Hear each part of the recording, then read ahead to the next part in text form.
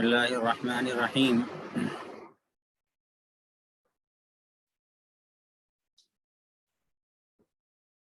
قرأت کے چند احکام کا بیان۔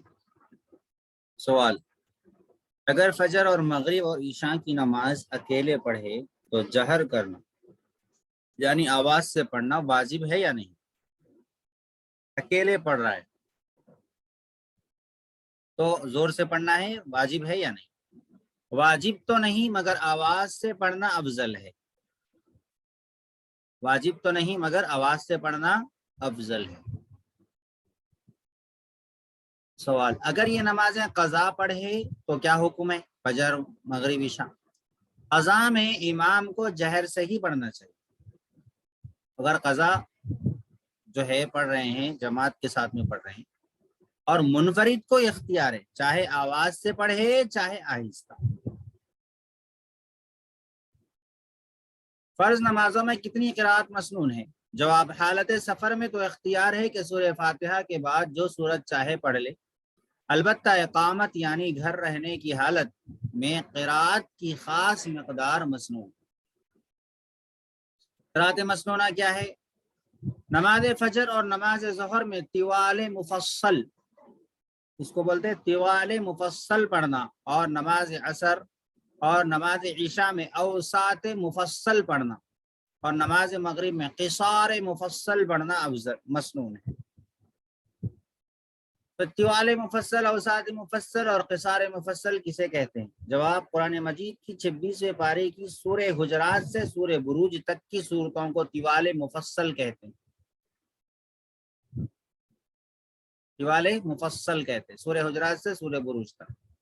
سورہ طارق سے سورہ لم یکن تک سورتوں کو اوساط مفصل کہتے ہیں۔ سورہ اذا زلزلت سے الناس یعنی آخر قرآن مجید تک کی سورتوں کو قصار مفصل کہتے ہیں۔ تو یہ قرأت مسنونہ ہیں، لیکن ضروری بھی نہیں سمجھنا چاہیے کہ یہی ضروری ہے، اس کے علاوہ کوئی نہیں پڑھنا چاہیے، یہ بھی غلط بات ہے۔ ان مسنون قرأت کا اہتمام تو کرنا چاہیے، لیکن اس اہتمام کو اس قدر نہیں بڑھانا چاہیے کہ اگر کوئی اس کو نہ پڑھے، اس کے علاوہ کوئی اور پڑھے تو اس کو ملامت کی جائے یا پھر اس کو غلط سمجھا جائے، یہ بھی نہیں ہونا چاہیے۔ ہاں، تربیت کے لیے، تاکہ قرأت مسنونہ کی عادت ہو، تربیت کے لیے اہل مدارس اپنے مدارس میں اور اہل خانقاہ اپنی خانقاہوں میں اس کا اہتمام کرواتے ہیں تاکہ مسنون اور سنتوں پر چلنے کی عادت ہو، لیکن لازم سمجھنا ضرور درست نہیں۔ سوال: یہ قرأت مسنونہ امام کے لیے ہے یا منفرد کے لیے؟ جواب: امام اور منفرد دونوں کے لیے یہ قرأت مسنون ہے۔ اگر حالت اقامت میں کسی ضرورت سے قرأت مسنونہ چھوڑ دے تو کیا حکم ہے؟ جائز ہے۔ کیا کسی نماز میں کوئی خاص صورت اس طرح بھی مقرر ہے کہ اس کے سوا دوسری صورت جائز نہ ہو؟ جواب: کسی نماز کے لیے کوئی صورت اس طرح مقرر نہیں۔ شریعت نے آسانی کے لیے ہر جگہ سے قرآن مجید پڑھنے کی اجازت دی ہے، بس اپنی طرف سے مقرر کر لینا شریعت کے خلاف ہے۔ اب یہ تو فرض کی قرأت مسنونہ تھی، اب سنتوں کے بارے میں۔ فجر کی سنتوں میں قرأت مسنونہ کیا ہے؟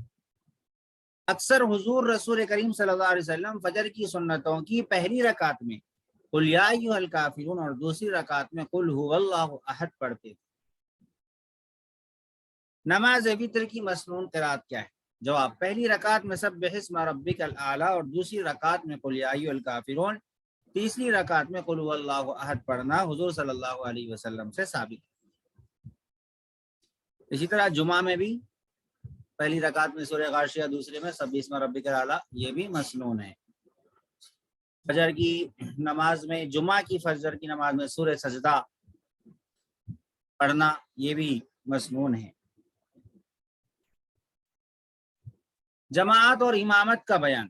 امامت سے کیا مراد ہے؟ جواب: امامت کے معنی سردار ہونا، نماز میں جو شخص ساری جماعت کا سردار ہو اور سب مقتدی اس کے تابع داری کرے اسے امام کہتے ہیں۔ جماعت کے کیا معنی ہیں؟ جماعت مل کر نماز پڑھنے کو کہتے ہیں جس میں ایک امام ہوتا ہے اور سب مقتدی ہوتے ہیں۔ جماعت فرض ہے یا واجب یا سنت؟ جماعت سنت مؤکدہ ہے، اس کی بہت تاکید ہے۔ بعض علماء تو اسے فرض اور واجب بھی کہتے ہیں، اور اس میں شک نہیں کہ جماعت میں بہت فائدے ہیں۔ جماعت سے نماز پڑھنے میں کیا کیا فائدے؟ جواب: ایک، نماز پر 27 نمازوں کا ثواب ملنا، 5 وقت مسلمانوں کا آپس میں ملنا، اس کی وجہ سے آپس میں اتفاق اور محبت پیدا ہونا، دوسروں کو دیکھ کر عبادت کا شوق اور رغبت پیدا ہونا، نماز میں دل لگنا، جماعت میں بزرگ اور نیک لوگوں کی برکت سے گناہگاروں کی نماز کا بھی قبول ہو جانا، ناواقفوں کو واقف لوگوں سے مسائل پوچھنے میں آسانی ہونا، حاجت مندوں اور غریبوں کا حال معلوم ہوتا رہنا، ایک خاص عبادت یعنی نماز کی شان ظاہر ہونا، ان کے سوا اور بھی بہت سے فائدے۔ سوال: کن لوگوں کو جماعت میں نہ آنے کی اجازت ہے؟ جواب: عورتیں، نابالغ بچے، بیمار کی خدمت کرنے والے، لولے لنگڑے، اپاہج، کٹے ہوئے پاؤں والے، بہت بوڑھے، اندھے، ان سب کے ذمے جماعت میں حاضر ہونا لازم نہیں۔ بیمار کی خدمت کرنے والے بھی، کوئی بیمار ہے اور اس کی خدمت میں ہے، اگر وہ موجود نہ ہو تو بیمار کو پریشانی لاحق ہو سکتی ہے، تو اس کے لیے بھی جماعت چھوڑنے کی اجازت ہے، لازم نہیں۔ وہ کیا عذر ہے جن سے اچھے خاصے آدمی کو جماعت میں نہ آنا جائز ہو سکتا ہے؟ جواب: سخت بارش، راستے میں زیادہ کیچڑ، سخت جاڑا، رات میں آندھی، سفر مثلاً ریل یا جہاز کی روانگی کا وقت قریب آ جانا، پیخانہ پیشاب کی حاجت ہونا، یعنی ضرورت کا تقاضا ہے اور جماعت ٹھہری ہوئی ہے تو اب کیا کرنا، جماعت میں شامل ہونا یا پہلے ضرورت کو جا کے آنا؟ بھائی پہلے ضرورت کو جا کے آنا۔ یہ صریح حدیث بھی ہے کہ جب اخبثان یعنی دو خبیث چیز، یعنی یہی 1 نمبر 2 نمبر کا تقاضا ہو، ضرورت کا تقاضا ہو، تو اس وقت میں آدمی نماز میں نہ ٹھہرے، نماز میں رہے گا دماغ پورا ضرورت کی طرف رہے گا۔ اسی طرح کھانے کا اس حال میں کہ بھوک زیادہ لگی ہو سامنے آ جانا، بھوک دبا کے لگی ہوئی ہے اور نماز ٹھہری ہوئی ہے جماعت سے، اب تو کیا کرنا، پہلے کھانا کھا لو بعد میں نماز پڑھو، تاکہ تمہاری نماز میں کھانا نہ ہو جائے، یعنی نماز میں پورا دھیان کھانے کی طرف نہ لگا رہے۔ لیکن اس کا یہ مطلب بھی نہیں ہے کہ بھائی کھانا حاضر ہو گیا، اور ہمیشہ کا یہ اصول نہیں ہے کہ کھانا حاضر ہو گیا اور جماعت بھی حاضر ہے تو پہلے جماعت چھوڑ کے کھانا کھاؤ، یہ مطلب نہیں ہے۔ بھوک سخت لگی ہو تو تب کا مسئلہ ہے، بھوک لگی بھی نہیں ہے، کچھ بھی نہیں ہے لگی ہوئی، خالی مزے کے واسطے کھانے پہ بیٹھے ہوئے اور نماز چھوڑ کے بیٹھے ہوئے آرام سے، اور پھر دلیل یہ دیتے کہ بھائی جب کھانا حاضر ہو جائے تو پھر جماعت بعد میں کرنا چاہیے، نماز بعد میں پڑھنا چاہیے، یہ غلط بات ہے۔ پہلے سے ہی کھانے کی ٹائم ٹیبل بنانا چاہیے، نماز کے وقت میں کھانے کا ٹائم ٹیبل بنا کے اس طریقے کی بات کرنا درست نہیں، یہ مجبوری کا موقع ہے، کبھی ایسا ہو جاتا ہے کہ عین نماز کے وقت میں کھانا بھی حاضر ہو گیا اور بھوک بھی دبا کی لگی ہوئی ہے، اب انسان کو نماز میں یہی خیال رہتا ہے کہ فوری سلام پھیروں اور کھانے پہ تود پڑوں۔ ان عذروں سے جماعت کی حاضری کی تاکید جاتی رہتی ہے۔ سوال: کن نمازوں میں جماعت سنت مؤکدہ یا واجب ہے؟ جواب: تمام فرض نمازوں اور عیدین کی نماز میں جماعت سے نماز پڑھنا سنت مؤکدہ ہے۔ نماز تراویح کی جماعت سنت کفایہ ہے، نماز تراویح سنت کفایہ نہیں ہے، بلکہ نماز تراویح کی جماعت سنت کفایہ ہے، جماعت سے نماز پڑھنا سنت ہے، یعنی کچھ لوگ اگر اس سنت کو ادا کر لیں تو بقیہ لوگوں کے ذمے سے اس سنت کو ادا کرنے کا ذمہ ساقط ہو جائے گا، لیکن سب کو نماز پڑھنے کی کوشش کرنی چاہیے، یہ نہیں کہ تھوڑے لوگ پڑھ رہے ہیں ہم مست مزے میں رہیں گے، یہ نہیں۔ تو نماز تراویح کی جماعت سنت کفایہ ہے۔ رمضان شریف میں نماز وتر کی جماعت مستحب ہے، وتر تراویح نہیں، وتر کی جماعت مستحب ہے۔ سوال، کم سے کم کتنے آدمیوں کی جماعت ہوتی ہے؟ جواب، کم سے کم 2 آدمی جماعت کے لیے کافی ہیں، ایک مقتدی ہو اور ایک امام، مگر اس حالت میں مقتدی امام کی داہنی طرف کھڑا ہو، اور جب 2 مقتدی ہوں تو امام کو آگے بڑھ کر کھڑا ہونا چاہیے۔ عرب میں، سعودی میں، ادھر ادھر دوسری جگہ ایک عجیب سلسلہ چل پڑا ہے جو درست نہیں ہے۔ لوگ نماز پڑھنے ٹھہرتے ہیں، پیچھے سے ایک آدمی ہاتھ مارتا ہے اور پھر وہ آگے ہو جاتا ہے، وہ امام بن جاتا ہے، پیچھے لوگ اس کے مقتدی بن جاتے ہیں۔ یہ طریقہ درست نہیں، اس طریقے سے اقتداء کرنا درست نہیں ہے۔ جماعت میں لوگوں کو کس طرح کھڑا ہونا چاہیے؟ جواب، مل کر اور صفیں سیدھی کر کے کھڑے ہوں، درمیان میں خالی جگہ نہ چھوڑیں۔ بچوں کو یہاں پر دیکھیے مل کر لکھا ہوا ہے۔ السلام علیکم۔ نہیں اب بھی کرتا ہوں، ابھی ذرا میں کلاس میں ہوں، کلاس ہوتے کچھ کرتا ہوں۔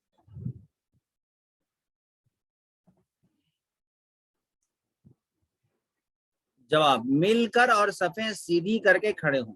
یہ مل کر، یہی اسی طریقے کے الفاظ عربی کے اندر بھی آتے ہیں، ملاصقہ کے الفاظ آتے ہیں، اور صحابہ اکرام کہتے ہیں کہ ہم اس قدر مل کر کھڑے ہوئے تھے کہ ہمارا گھٹنا گھٹنے سے ملا ہوا تھا، ٹخنا ٹخنے سے ملا ہوا تھا۔ یہ لکھا ہوا ہے احادیث کے اندر۔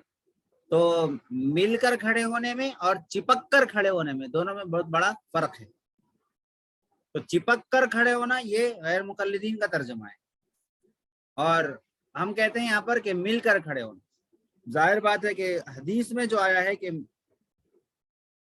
ٹخنا ٹخنے سے ملا ہو، گھٹنا گھٹنے سے ملا ہو، تو غیر مقلدین بھی گھٹنا گھٹنے سے نہیں ملاتے، وہ صرف پنجہ ملاتے ہیں، ٹخنا بھی نہیں ملاتے۔ وہ لوگ ٹخنا بھی کوئی ملاتا ہے، کوئی نہیں ملاتا، کیونکہ ان کے ٹھہرنے کا اسٹائل پیر چیر کر ٹھہرنے کا اسٹائل ہے ان کا، تو پھر وہ صرف پنجے کا بازو والا حصہ جو ہے اسی کو ملاتے ہیں، بقیہ جو ہے ٹخنا وہ بھی نہیں ملا سکتے۔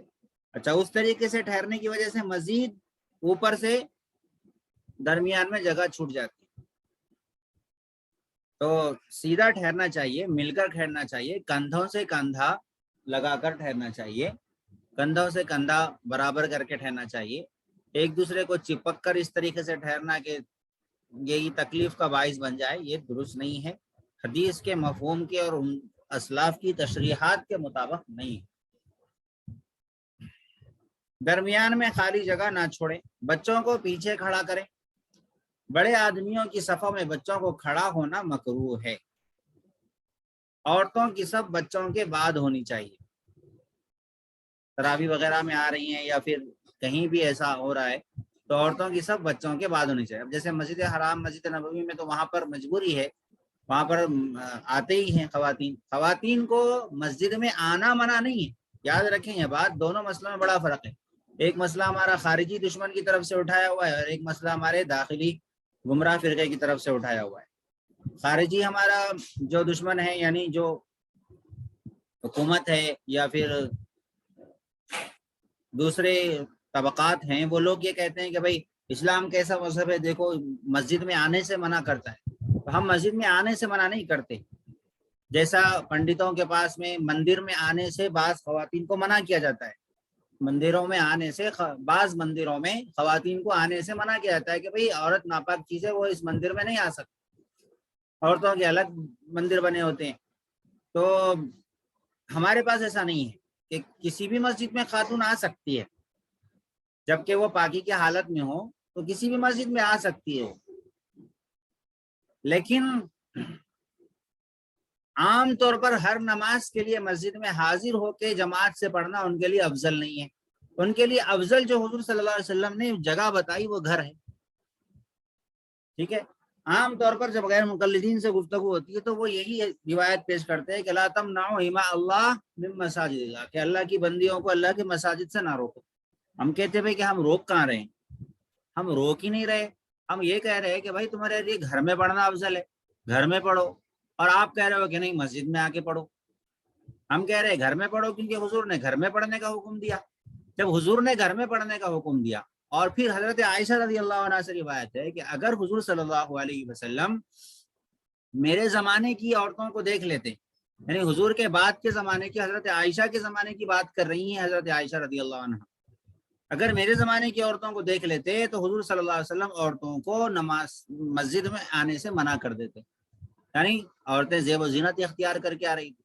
تو ہوتا یہی ہے, پہلے پہلے جو ہے بہت معصومیت کے ساتھ میں شیطان لے کے آتا ہے, جیسے درگاہوں کا حال ہوا, بہت معصومیت کے ساتھ برقع ورقع پنا کے ہی لاتا ہے, پھر آہستہ آہستہ آہستہ آہستہ زیب و زینت شروع ہو جاتی ہے اور مسجد بھی عبادت خانے کی بجائے صنم خانہ بن جاتا ہے. اللہ حفاظت فرمائے. کرسیوں کے بارے میں بھی ایسے ہی ہمارے علماء پہلے سے بولتے آ رہے کہ کرسیوں کا رواج مت بناؤ مت بناؤ, لیکن دیکھیے اب کیا حال ہو چکا ہے. مسجدوں میں دونوں طرف کرسیاں لائن سے لگی ہوتی ہے, تو مسجدوں کو چرچ بنانے کی ایک طریقے کی شبہ پیدا ہو جا رہا ہے اس سے کہ مسجدوں میں بھی گویا چرچ جیسی شکل پیدا ہو رہی, وہاں بھی بینچز لگے ہوتے ہیں, یہ بھی یہاں پر بھی جو ہے کرسیاں لگی ہوئی ہیں. تو معذورین اگر ہے تو نیچے بیٹھ کے پڑھو بھائی, زیادہ جہاں تک ہو سکے. ایک آدھ کوئی معذور ہوگا جو بیٹھ بھی نہیں سکتا, بھائی سامنے پیر کر کے تو بیٹھ سکتے, تو نیچے بیٹھ کے پڑھو. تو کچھ چیزیں ایسی ہوتی ہیں کہ دوسری برائی کا سبب بننے کی وجہ سے, دوسری برائی کا سبب بننے کی وجہ سے اس سبب کو روک دیا جاتا ہے, اس پر بریک لگا دیا جاتا ہے, اسٹاپ کر دیا جاتا ہے اس کو.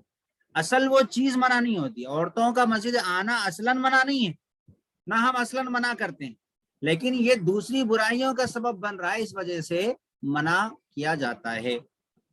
لیکن پھر بھی جیسے راستے کے مساجد ہیں, راستے کی مساجد میں خواتین کا انتظام ہونا چاہیے, راستے کی مساجد میں خواتین کا انتظام ہونا چاہیے, تاکہ اور الگ سے کوئی روم ہونا چاہیے جہاں پر خواتین نماز پڑھ سکیں. بہت ساری مرتبہ راستے میں جاتے آتے تکلیف ہوتی ہے, خواتین کو باہر ٹھہرا کے جانا پڑتا ہے, بچوں کے ساتھ باہر ٹھہرا کے جانا پڑتا ہے. تو خواتین کا الگ روم ہونا چاہیے راستے کی مساجد میں, خاص طور پر اس کا انتظام ہونا چاہیے. یہ مفتی سعید احمد صاحب پالنپوری دامت برکات رحمۃ اللہ علیہ نے بھی فرمایا تھا. اور اس سلسلے میں مفتی طارق مصعب صاحب بھی جو ہے یہ کہتے ہیں کہ بھائی عورتوں کو, ان کی اپنی رائے ہیں, بہت ساری کچھ باتوں میں ان کی اپنی رائے ہیں. ان کو یہ کہتے ہیں کہ بھائی اس زمانے میں عورتیں ہر جگہ جا رہی ہے, بازاروں میں جا رہی ہے. پہلے زمانے میں بازاروں میں اس طریقے سے نہیں نکلا کرتی تھی, آج بازاروں میں جا رہی ہے, سب جگہ جا رہی ہے. تو پھر مسجد میں بھی آنا چاہیے. خواتین دین سے بہت دور ہے, مرد حضرات پھر بھی کچھ نہ کچھ سن رہے ہیں, لیکن جو دیندار مرد ہے ان کی گھر کی خواتین بھی رسم و رواجوں میں مبتلا ہے, ان تک دین نہیں پہنچ رہا ہے. تو ان کو بھی مسجد میں آنے کی اجازت ہونی چاہیے اور ان کو بھی مساجد میں لانا چاہیے وغیرہ وغیرہ. ان کی اپنی رائے ہے, اس رائے سے ہر ایک کا اتفاق کرنا ضروری نہیں ہے. اب علماء نے اس کا کہا کہ بھائی اصلاح کرنا ہے خواتین کو, تو اس کی بہت ساری شکلیں نکالو. جیسے مدارس قائم کیے گئے, بنات کے خواتین کے مدارس قائم کیے گئے, خواتین کے لیے کوئی اصلاح کے طور طریقے ہیں, دوسرے دیگر جو طریقے ہیں وہ طریقے اختیار کی جائے, اجتماعات کیے جائے, اصلاحی بیانات مسلسل رکھے جائے, اس طریقے سے ان کی اصلاح کی جائے. بہرحال خواتین کی اصلاح سے ہمارے طبقے میں ذرا غفلت تھوڑی زیادہ ہی ہے, اور ان تک اس کام کو پہنچانا, جس طرح اہل باطل خواتین کو ہی زیادہ ٹارگٹ بناتے ہیں, چاہے وہ ہمارا خارجی دشمن ہو یا داخلی, دونوں خواتین کو زیادہ ٹارگٹ بناتے ہیں. اور ہمارے پاس میں اس سلسلے میں تھوڑی سی غفلت ہو رہی ہے.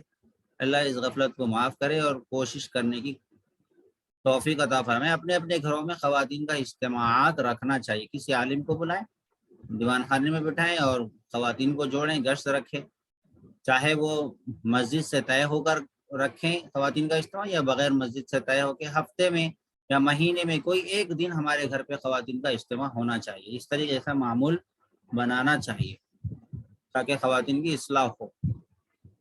خیر, بات کہیں سے کہیں نکل گئی. تو مسجد میں آنا منع نہیں ہے, لیکن مسجد میں پڑھنا افضل بھی نہیں ہے. گھر میں پڑھنا افضل ہے, خواتین کو گھر میں ہی پڑھنا چاہیے.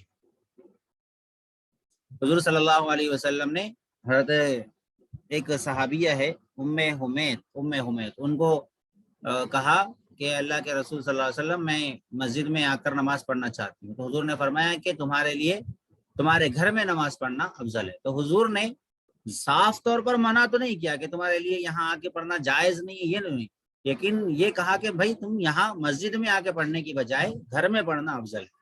تو اس سے بھی معلوم ہوتا ہے کہ اصل منشا اس وقت یہی تھا کہ گھر میں ہی خواتین پڑھیے، یہی حضور صلی اللہ علیہ وسلم کے پیش نظر بات تھی۔ لیکن نبوت کا زمانہ ہے، نبی صلی اللہ علیہ وسلم سے سیکھنا وہ ابتدائی کلاس ہے، سب سے پہلی کلاس ہے، اگر ان سے نہیں سیکھیں گے خواتین تو پھر کس سے سیکھیں گے؟